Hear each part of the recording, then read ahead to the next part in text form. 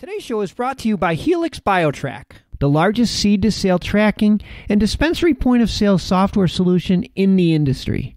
Since 2010, cannabis dispensaries, cultivation facilities, and manufacturers have trusted BioTrack to securely and confidently keep them in compliance while managing their businesses. With flexible solutions for both THC and hemp industries, customizable workflows, built-in machine learning and data analytics that deliver actionable insights to the right people at the right time, it's clear why cannabis companies in 37 states and 9 countries depend on BioTrack. For comprehensive cannabis software and business solutions that cover the requirements of compliant seed-to-sale tracking and data reporting in every state, there's really only one choice: BioTrack. Go to biotrack.com today for secure cannabis software solutions that you can count on. Yes, we are. We're just launching it right now. We did have one previous a while back, but now we're at a point where looking at getting ready to launch the next product line with what's going on with COVID and everything, and it's a good strategic time for us to step back, shore up the things we want, and be prepared, because that's kind of what I feel like the mode we've been in with this COVID is really forward-looking and saying, okay, we've got this time, let's use this to our advantage, and that's really what we're trying to do here. So we are just starting that raise right now.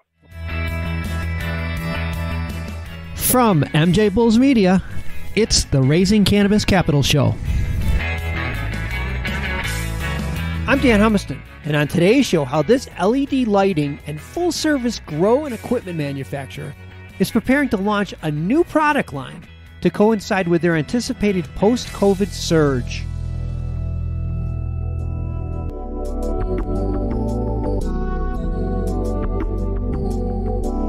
Today on Raising Cannabis Capital, we are really excited to be joined by a former guest, Noah Miller, the CEO of Black Dog LED. And Noah, welcome back to the show. Thanks, Dan. Thanks for having us. It's great to have you back. I remember saying when you were on the show back, it was like September, that we could do like 5 shows with you. For our new listeners, if you want to hear an awesome show about LED lights and how they work with growing cannabis, go back and check out episode 142. Really cool stuff. Before we talk about everything that's happened since that last time we spoke, let's do a quick recap. Black Dog LED is a one-stop online shop for all commercial and home growers, but what you're really known for is LED lighting, which, you've been an industry leader for this when we laughed about it on our last show, but it's been over a decade. I mean, that's just like in cannabis, that's really unheard of. Let's make sure that we all begin at the same page. So give us a little background. Explain how LED works and the advantages of using LED to grow cannabis. That's a loaded question, a lot there, right? We'll give a brief overview. I'll just say that. If they want more information, of course, they can go to our website. We try to have a lot of science and all the explanations there that people would want if they want to do a deep dive. But let's just say LEDs present a new opportunity for growers to do things we as growers in the past couldn't have done. So in the past, we had a light bulb to work with, and you couldn't do much with it. You put the bulb up, you turned it on, maybe cooled it, maybe dimmed it, and that was about it. Now with LEDs, we can bring so much more control to our gardens. Both everyone knows or talks about the efficiency, whether it's in your house, in the headlights of your car, or in a grow, they talk about LEDs being so efficient. And yes, that is a huge part of it. But if you're really into the plant and you really believe in the plant and what it can do, what we can do with LEDs is take the plant to do things we could have never done with those old bulbs, because those bulbs really weren't designed for growing plants. One of our original mottos was, stop using street lights, start using plant lights, because they really were street lights, and somebody figured out at one point they can use them to actually grow plants. So with this new stuff, not only can we get more efficient and save energy, and a huge other side of that is we don't have heavy metals, heavy toxic metals that are found in large amounts inside of each one of those bulbs. So we can eliminate that. We can do better for the environment from an efficiency standpoint. And if you really love the plant and love growing it, you can learn quickly that with the right spectrum, you can really make things work differently. You can bring out some of the traits of the plant that you'd only normally find out under the sun. You wouldn't have found it under HPS because, let's say, there's no UV or there's not the right ratio of red to blue. So by putting the right light together, a true plant light, we can do things you couldn't have done with the old techs. And from the grower standpoint, love of the plant, you can actually turn out a healthier, happier, more robust plant that at the end of the day turns out a better product for all of us to enjoy. Well, I remember last time when we talked and you told just a great story about how you just kind of stumbled into it, added ultraviolet light to the spectrum. And I'm going to completely mess this up, but this is save time here. I'm going to give you a quick overview. There was so much energy in the ultraviolet rays that they bounced off, and then by the time they got further into the canopy, they were exactly the type of ray that the plant was looking for. So not just the top leaves in the canopy were benefiting by the ultraviolet light. And then the side benefit was, and this is the part that just blew my mind, was that if I go outside and get hit by ultraviolet light, I tan. If a plant gets hit, they produce more sap, and that was like where all the good stuff was. That story sort of leads me to my next question, and that is, you guys are just known for your research. And the reason that you've stayed on top for as long as you have is because you're committed to this research. And, recently I read a press release that you were approved as a legal hemp grower in Colorado, which I thought was really, really cool. But then on further review, I saw that you're using a lot of that for research. Maybe you can talk a little bit more about that. Yeah, that was really exciting. It's kind of a dream realized. We've always wanted an on-site research facility. We didn't know if it would go federally legal at some point, and we could do that because we obviously don't want to be on that side of the game as a lighting company to bring in THC and grow that from a federal standpoint. And then kind of the Farm Bill came through and hemp changed the game for us. And we said, well, we can't do necessarily THC-rich cannabis, but we can grow CBD-rich cannabis. They're both cannabis. It's a perfect analog for us to do research on. And we started designing it, went through the process, got licensed with the Colorado Department of Agriculture. It took a while. We partnered with Hawthorne for some of the equipment. They helped supply some of it so we could build it out. It's really kind of a miniaturized commercial grow, if you will. And it's right there in our building, not too far from right where we build our lights. We're now testing those lights in this R&D facility. Man, that is so exciting. I can just assure that there's going to be a lot of breakthroughs. Because like you said in our previous episode, is that you can tinker with the LED and you can just adjust the spectrums. And then by playing it out over a course of a few different harvests, you can really zero in on what works best. I want to switch gears here, and we have so much to talk about, but it's hard not to have a conversation today and not talk about how COVID-19 has really impacted your business and the industry. I'm going to start off with home growers because a big portion of your business is supplying pretty much everything a home grower needs, including instructions. I remember you referred to it as the No Home Depot kit, which I think is just so clever. I got to believe that it's been probably good for home growers. If they're stuck at home, this is probably something that they can do, not be bored. Is that been the case? Yeah, going into COVID, like everyone else, we had a lot of questions, and we really didn't know what to expect. However, the good news I can report is that, as you just said, a lot of people, I think, are taking on projects, whether it's home improvement projects or gardening projects they've wanted to do for a long time. They're finding some extra time on their hands being at home. So, yes, we have seen, a bit of a mixed bag. We can speak about our commercial projects in a moment here, but what we have seen on the retail side, on the home grower side, is an uptick for sure. We're seeing very strong sales, and we're performing quite well. One, much better than expected, and two, even growth year over year. So that's not really what we expected to see going into this.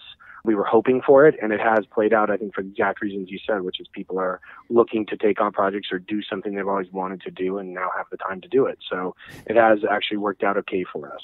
They just ordered the No Home Depot kit online, and they're off to the races. How about the large-scale cultivators? What have you seen happen there? Yeah, so that is the side that I think is being impacted. And I feel for all of our, partners we work with, whether they're existing commercial grows we've worked with over the years or ones that are trying to come online now, I think it's a little hard for them in a few ways. One, getting even inspectors on site or getting your general contractor or your trades on site to build out and get your facility ready. That's hard. Plus, I'm assuming for the capital markets for them to raise money for grows, that's tightening up as well, I'm guessing, during COVID. So what we've seen is some of the projects are pushing for sure. Now, what the good news I can say is that we haven't run into any projects yet that we're trucking along and, moving forward and investing money and getting ready to really enter the cannabis market. None of those have shut down. None of them have said, we're just throwing this out. We're done. We're walking away from this because of COVID. So that's kind of, I'd say, one good piece of news. But On the flip side, we're definitely seeing projects push for some of the reasons I was just talking about, whether they're having a hard time getting their capital to the table or whether they're having a hard time literally getting work done to build the facility. We are seeing a bit of a push, but we're still getting projects across the finish line, the commercial projects. So I'd say there's a slowdown, but it does give us hope since they're not shutting down the projects per se. It really gives us hope that at the end, the ones that were able to keep going and got through it during the COVID shutdown, they'll be good. And then the ones that couldn't get it done during that, they'll hopefully be there to survive afterwards. And we'll see a bit of pent-up demand as we all come out of it. I want to take a quick break to play a preview of a special cannabis and Corona report. But first, I'd like to thank one of our sponsors, Senshin Pixel, the cannabis and CBD hemp industry's leading marketing and design agency. After 3 years of working with CBD hemp companies, Senshin Pixel has developed a strategy to improve your Instagram marketing. They figured out how to grow a real audience that engages and converts to sales at the end of the day. Go to ascensionpixel.com or click on the link in the show notes to learn how Senshin Pixel's hireable, all-in-one marketing and design department can amplify your company's communication. We ramped up how many vehicles we have in our fleet. We ramped up our team members, and we're forecasting that this isn't going to slow down, that this increase in surge will either plateau or keep on growing. So we need to maintain this current flow, whether it's moving products onto the shelves or the lab sampling that we're bringing to the labs or the cash that we're bringing to the Federal Reserve. Tune in on Thursday as we continue our Cannabis and Corona series with Ari Raptis from Talaria Transportation. And now let's get back to today's show. Speaking of when we come out of this, what's next for you guys? For us, we're always working on the next greatest thing for us, which is, generally it's either technology-based or it's always grow-focused, whether it's our lights or something else. So we're always working on those projects. We've really taken this opportunity of us working remotely. We actually shut down pretty early in the curve. Before it was mandated in Colorado, we shut down to just essential employees in the office. So basically just the people building lights, our production line, and our shipping line. Everybody else out of the office working remote. At the beginning, we knew there would be some, let's say, extra downtime that we might not normally have with business as usual. So we stepped back and said, well, what do you do during that time? And how do we get everyone to work together well? And in terms of this, with us now working remote, we have a lot of employees that have never worked remote. So while it seems easy for some of us, some of them had a big adjustment period. And what we realized is this is an amazing opportunity to go after those projects, just like the home growers we were talking about, where they've got these projects they've been wanting to get to. I've been wanting to start a cannabis garden because I live in Colorado or some legal state or any of that. It's the same thing for us as a business. We said, look, there's these projects, a bunch of them, all businesses, I'm guessing, have them, projects you want to get to. You just can't find the time when you're growing the business to get to. So we took it as an opportunity to really look at some of those massive projects, not little ones, but bigger projects that are kind of company-wide or at least multi-departmental projects, and look at those, assess them, and actually go after some of those. So we've used it as a time to do the standard business we do everything we normally do, but fit in these projects that we haven't been able to get to for sometimes a year or two, some of the things we've wanted to do. So what we anticipate is coming out of this stronger than ever because our infrastructure is honestly better than it's been in a while because we've had a chance to really tighten those things up. So it's strange, but it's an interesting byproduct of the time. But as we come out of this, we're looking forward to launching the next iteration of our product line. And so we've been working on that for over a year, but we're getting down to the wire here. So moving into that and then also preparing for what we anticipate to be somewhat of a backup, a pent-up demand.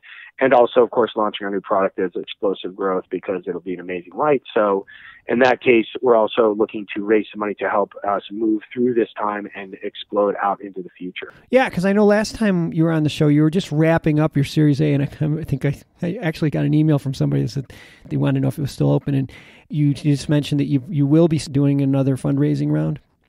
Yes, we are. We're just launching it right now. We did have one previous a while back, and we closed that down for sure. But now we're at a point where looking at getting ready to launch the next product line with what's going on with COVID and everything, and it's a good strategic time for us to step back, shore up the things we want, and be prepared, because that's kind of what I feel like the mode we've been in with this COVID is really forward-looking and saying, okay, we've got this time, let's use this to our advantage, and that's really what we're trying to do here. So we're just starting that raise right now. Wow, and this is a big opportunity because where are you going to find a 10-plus-year-old cannabis company with, a proven track record for all those years. So like I said before, I had a couple people that reached out to me well after your previous raise. I know there'll be a lot of interest for this. And we'll have all of your information in our show notes and on our website. So if anybody is interested, you can circle back and reach out to Noah directly. I'm sure everyone has a little extra time right now, so I'm sure he'll want to talk to you. Noah, I appreciate you being on the show today. Let's do this again. Like I said, we have a few more episodes that we have to talk about, a lot of stuff that we never get to on these shows. Thanks for having me back on here, Dan. Really appreciate it. And you stay safe and wash those hands. Today's show was made possible by the generous support of our sponsors, like Alt36, the country's premier blockchain payment processing platform that's providing dispensaries and its customers with a safe and secure payment option other than cash. To learn more, go to alt36.com. Today's podcast was produced by MJBulls Media, the industry's premier cannabis podcast network, with original music produced in part by Jamie Humiston. I'm Dan Humiston, and you've been listening to the Raising Cannabis Capital podcast.